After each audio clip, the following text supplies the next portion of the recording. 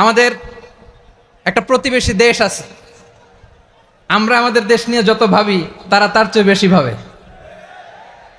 কথা বুঝতেছেন না? আরো ভেঙে বলতে হবে। হ্যাঁ, আমরা আমাদের দেশ নিয়ে যত উদ্বিগ্ন, এদের আরো টেনশন বেশি। বলেন, আমাদের দেশে শান্তি আছে না নাই? আমরা হিন্দু মুসলিমে কখনো দাঙ্গা লাগে? আসতে বলেন, কেন লাগে? ওদের পূজা পর্বণে আমাদের মাদ্রাসার ছেলেরা যে পাহারা দেয়, চিল্লায় বলেন ঠিক কিনা?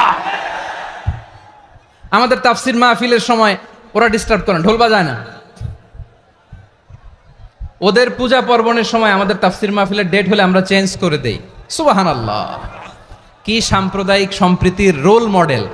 আর ওই বাংলাদেশের ব্যাপারে তারা অনেক ডিস ইনফরমেশন ছড়াচ্ছিল।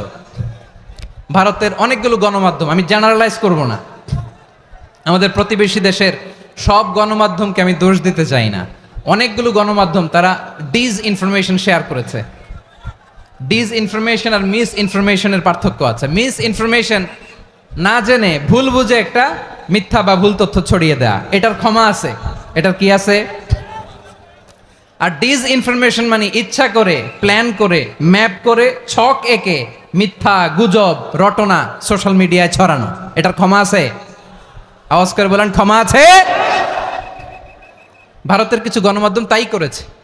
আমরা ব্যথিত হয়েছি, আমাদের হৃদয়ে রক্তক্ষরণ হয়েছে।